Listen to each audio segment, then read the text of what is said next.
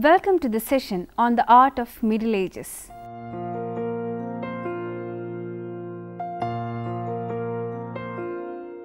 Before thinking of the art of the Middle Ages, we have to understand the scope of the term the Middle Ages. Though the labels used for historical periods offer a convenient method of study, sometimes they are misleading as they become no longer suitable in the light of the latest studies in the field. Those who coined the word the Middle Ages thought of the entire 1000 years from 5th to 15th century as an age of darkness, an empty interval between classical antiquity and its rebirth, the Renaissance. But further studies in this area has proved this notion wrong, and since then we have been considering this period as a time of great cultural change and considerable creative activity. During the period of 200 years between the death of Justinian and the reign of Charlemagne, the center of gravity of European civilization shifted to northward from the Mediterranean Sea, and the economic, political and spiritual framework of the Middle Ages began to take shape. Now, let us see some of the important artistic achievements of these centuries. Celtic-Germanic style. The Celtic-Germanic style was a result of the widespread migrations after the fall of Roman Empire. The Celts, who had settled the area in southwest Germany and eastern France during the 2nd millennium BC, spread across Europe and Asia Minor. Germanic people were the inhabitants of Baltic region. They were heirs of a widespread artistic tradition known as animal style. The early examples of it can be traced in the Luristan bronze of Iran and the Scythian gold ornaments from the southern Russia. This style, with its combination of abstract and original shapes of formal discipline and imaginative freedom, merged with the intricate ornamental metalwork of the Celts to create Celtic-Germanic art. A very good example of this heathen style can be seen in the gold and enamel purse cover from the grave at Sutton Hoo. Metalwork in a variety of materials and techniques was the principal medium of animal style. They show an exquisitely refined craftsmanship. Hiberno-Saxon style. The influence of Germanic version of animal style is also evident in the works of art made north of the Alps. This was produced by the Irish or Hibernians, who assumed the spiritual and cultural leadership of Western Europe during the early Middle Ages. The Irish, who had never been part of the Roman Empire, readily accepted Christianity, but they did not become Rome-oriented. The Irish preferred monasticism, which took over the leadership of the church from the bishops. They established monasteries as cultural centers throughout the European countryside. These were seeds of learning and arts too. The artistic style evolved from heathen Celtic-Germanic art and flourished in the monasteries founded by the Irish in Saxon England, is known as Hiberno-Saxon style. The manuscripts produced in this style shows great effort of decorative embellishments. Irish manuscripts reach a climax in the Book of Kells, the most varied and elaborate codex of Celtic art. It was done at the monastery on the island of Lona and left incomplete when the island was invaded by Vikings between 804 and 807. It is surprising to note the presence of images from the natural world hidden in the profuse ornamentation. There are only 4 symbols of evangelists retained from the early Christian manuscripts in this book. These are man by St. Matthew, lion by St. Mark, eagle by St. John and ox by St. Luke. Celtic and Germanic artists show little interest in the human figure for a long time. Carolingian Art. Carolingian dynasty was founded by King Charlemagne father and lasted from 751 to 987. Charlemagne built an empire that didn't outlast his death, but the cultural revival the empire spawned proved more durable. Monasteries became as small cities where manuscripts were mass produced. goldsmithing and the use of precious and semi-precious stones were in vogue. The cultural reforms initiated by Charles Mann include collecting and copying of ancient Roman literature. He appointed an array of scholars to restore ancient Roman learning and to establish a system of schools at every cathedral and monastery. Carolingian revival can be termed the first and most important phase of the fusion of the Celtic-Germanic flavor with that of Mediterranean world. The most important achievement of Charles Mann Renaissance was monumental architecture. Like successful emperors in the past, Charles Mann undertook an ambitious building program. Although Roman building practices had not been completely lost during the Middle Ages, masonry vaulting on a grand scale had disappeared. Several monasteries and churches were built under him, but few survived. The best known surviving building is his Palatine, that is palace, chapel at Aachen, which supposedly was inspired by San Vitale in Ravenna. However, the similarities between the two ends in the fact that both are domed radially plan structure. The exterior wall of the Palatine is 16-sided, but its interior, like San Vitale's, is octagonal. It is neither Byzantine nor Roman, but Germanic, the first monument of an incipient Western architecture. Outside of Germany, the vast majority of early medieval churches were small in size, simple in plan, and provincial in style. The best example is Sta Maria di Naranco in Spain.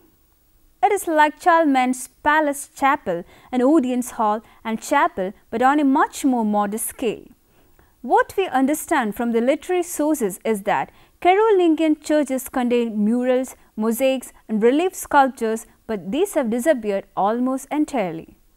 On the other hand, illuminated manuscripts, carved ivories, and goldsmiths' work have survived in considerable numbers. By and large, these were modelled on early Christian and Byzantine examples and probably executed by artists imported from Constantinople, Ravenna, or Rome. The former imperial treasury in Vienna, which is said to have been found in the tomb of Charles Mann. The picture of St. Matthew from that manuscript shows a close affinity with the classical portraits from Pompeii. More typical is a slightly later miniature of St. Mark painted for the Gospel book of Archbishop Ebbo of Rheims that shows the classical model translated into a Carolingian idiom.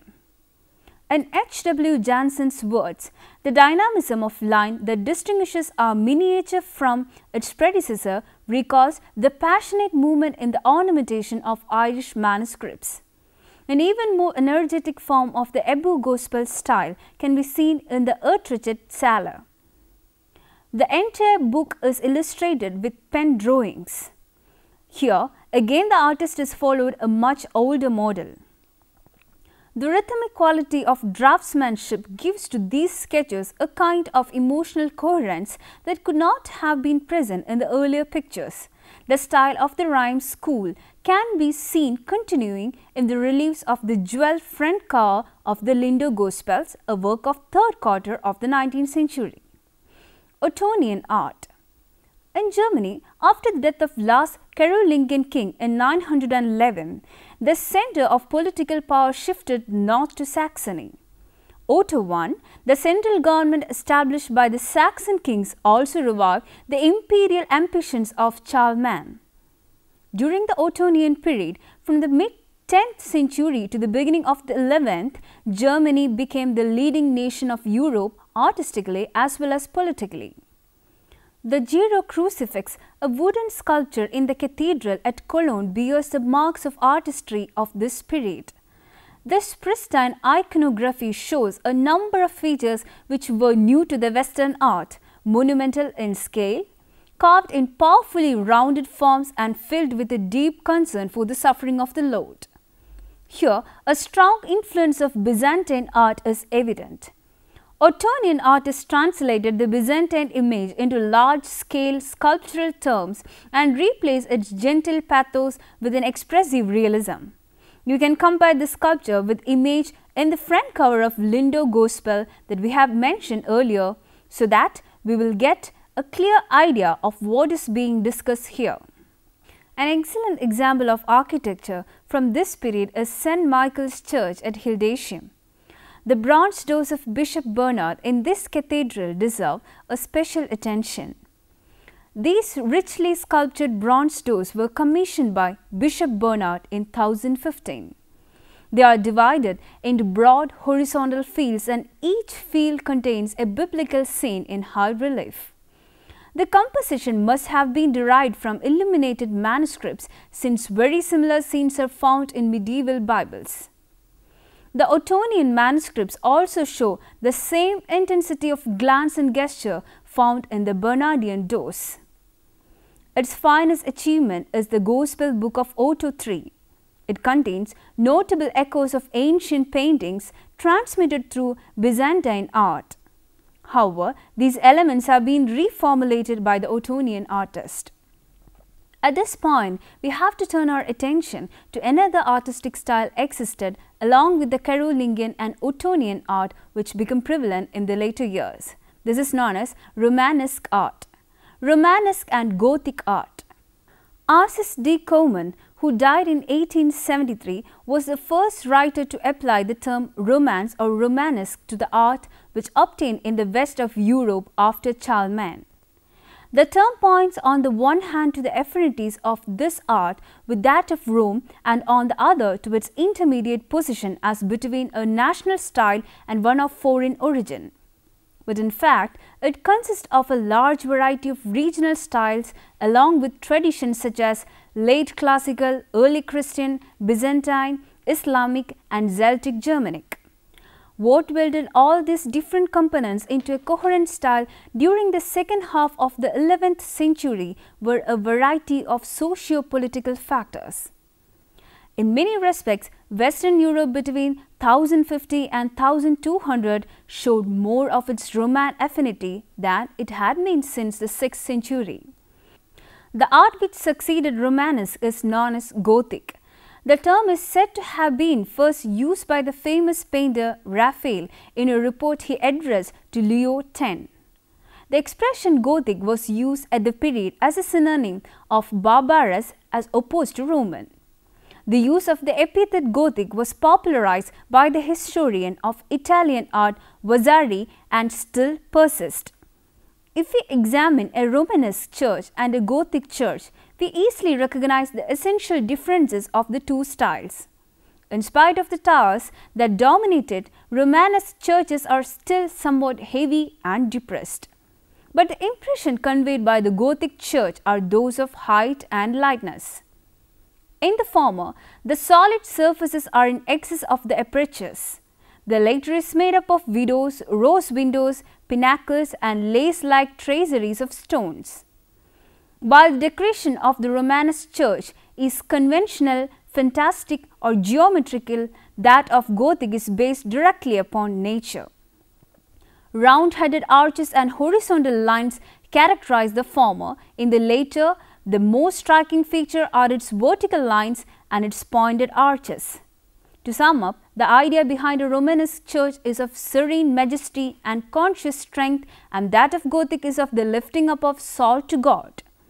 The mixture of Northern, Asiatic, Syrian and Byzantine elements is apparent, though difficult to analyze in the evolution which gave birth successively to Romanesque and Gothic art. Later, the Greco-Roman element became fainter and fainter till it almost disappeared in Gothic architecture. Now, let us briefly point out the principal phases of this transformation. Tracing the evolution of the Romanesque church back to its source, we shall find that, like the Gothic church, it owed its origin to the Roman basilica of the 4th century. Romanesque church differs in many particulars from the basilica. It was built in the form of Latin cross, the roof was vaulted, the windows generally round-headed. Finally, it had as a rule one or more towers forming a corporate part of the building. However, these modifications and several others were not at once adopted. We can trace their evolution down to the middle of the 12th century and even later. But the general idea was the same: a central nave lighted laterally, ending in an apse, and side aislets, generally 2 in number. To support the weight of their walls, Romanesque architects were obliged to increase the thickness of their walls and pillars. The oldest and finest Romanesque churches in France are found south of the Loire. The great churches built at Spies, Mainz and Worms are among the masterpieces of religious architecture. In Italy, the principal monument of Romanesque art is the Cathedral of Pisa. In England, the architecture of Saxons gave place to the Romanesque imported by the Norman conquerors. The earliest English examples are therefore closely akin to French Norman buildings, but soon the English developed a very distinctive style of their own, heavier and more massive than that of its prototypes in Normandy. The Rheims Cathedral is a typical example of this naturalized Romanesque. While the Romanesque church contains within themselves the principle of their stability, the Gothic church owes its safety to external abutments. It is almost certain that the first Gothic monuments were built in the Île-de-France and in Picardy. In Germany, Gothic art did not appear before 1209. The Gothic art of the Abbey Church of Saint Denis was begun in 1144, the Church of Noyon in 1140, Notre Dame in 1163, Bourges in 1172, Chartres in 1194, Reims in 1211, Amiens in 1215. From the north of France, the Gothic type passed into Alsace, Strasbourg 1277, into Germany, Cologne 1248, into Italy, Spain, Portugal, Sweden, Bohemia and Hungary. In England, it assumed a national character, the main features of which were a great structural sobriety, combined later with more richness and beauty in the ribbing of walls and in ornament generally. The important monuments in this style are Cathedral of Canterbury, the Choir of Lincoln, Westminster Abbey and Salisbury. The Gothic churches of the 15th century are both mannered and alarming in their over slenderness of their structure. Though cathedrals are its most perfect expression, Gothic style has also produced some of the beautiful town halls of Flemish cities. Other productions are magnificent abbeys, notably that of Mons, Saint Michael, and charming private houses such as the Hotel de Cluny in Paris and Jacques Coyer's house at Bourges. As a result of its construction, wall paintings, the special art of primitive Christianity was relatively neglected both in Romanesque and Gothic periods. But as the Gothic church had lofty windows, they had to be filled in and beautified with coloured glasses. The art of glass painting is inseparable from Gothic art. While was in its glory, the illumination of manuscripts was also practiced. But it was not until the middle of the 14th century that this art achieved any preeminent results. The decoration of Romanesque churches was often carried out by the monks who built them, and that of Gothic churches was essentially the work of lay sculptors and stone carvers who formed themselves into guilds. In both cases, the favorite form of decoration was the bas-relief. The Romanesque sculptures ornamented the tympana of porches with large religious compositions and figures of men and animals on the capitals of columns and friezes. The Gothic sculptures introduced reliefs and statues in all parts of the vast buildings, in the porches, the galleries and the choir stalls. It has been calculated that Chartres Cathedral contains no less than 10,000 figures, statues and reliefs, persons and animals painted on glass. Romanesque sculpture is the product of diverse influences which vary in intensity according to the country. For most, among them was the persistent influence of Roman art. What is lacking in this composite art is the presence of nature studied at first hand. Romanesque art is majestic, powerful and decorative, but is always abstract, conventional and indifferent to reality. One of the most characteristic examples is the tympanum of the Cathedral of Autun, representing the Last Judgment. In contrast to Romanesque art, the mature Gothic art of the 13th century appears as a brilliant revival of realism. The Gothic sculptors sought in nature not only their knowledge of human forms and of the draperies that covered them, but also that of the principles of decoration. It is in the charming profusion of flowers and foliage that the genius of Gothic architecture is most freely displayed. One of the most admirable of its creation is the famous vintage capital in Notre Dame in Reims. The Gothic cathedral contains scenes from the scriptures and the legends of the saints, motifs from the animal and vegetable kingdom, representation of seasons of agricultural labor, of the arts and science and crafts, and finally moral allegories. The first aim of their art is not to please but to teach. They offer a vast reference for those who cannot read, translated into sculptures or glass painting in a clear and precise language. Now, keeping this in mind, look at the marvelous sculpture of the meeting between Abraham and Melchizedek in Reims Cathedral, or the visitation, the seated prophet and the standing angel in the same cathedral, or at the Magdalene of Brede's Cathedral.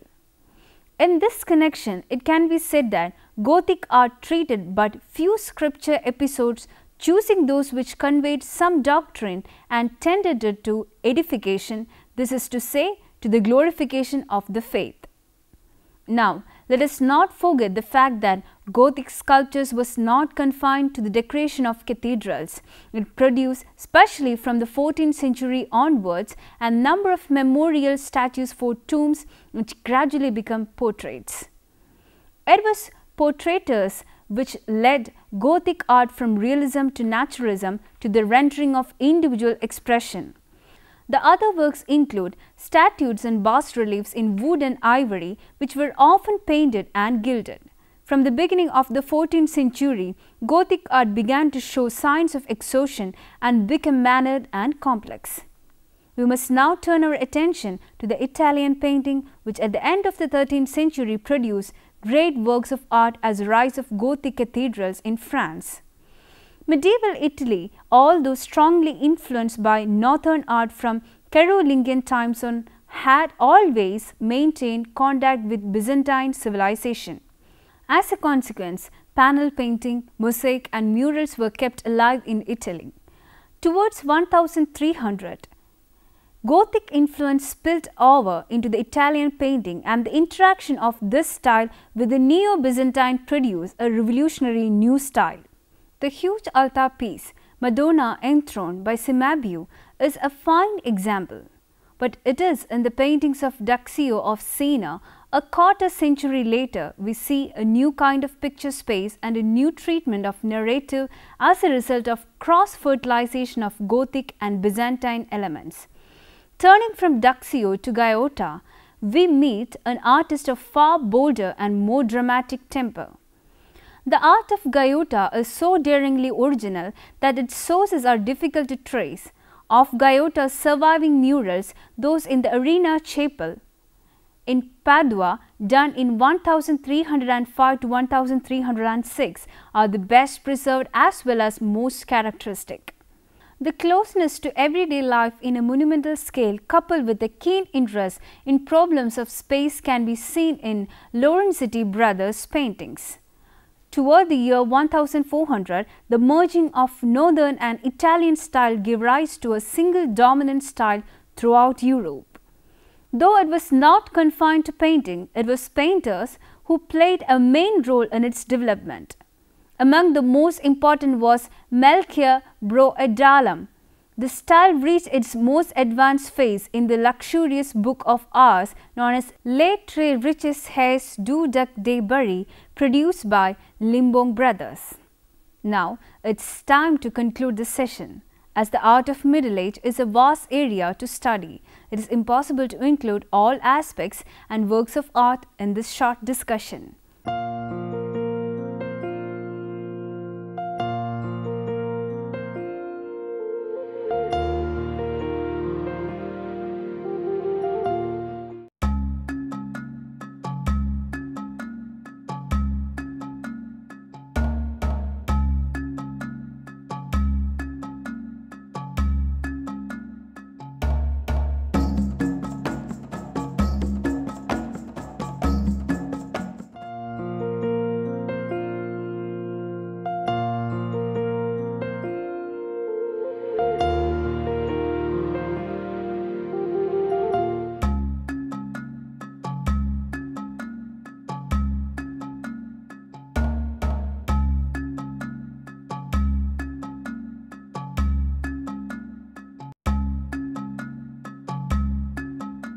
I'll leave it upon you to find out more examples and information regarding this chapter.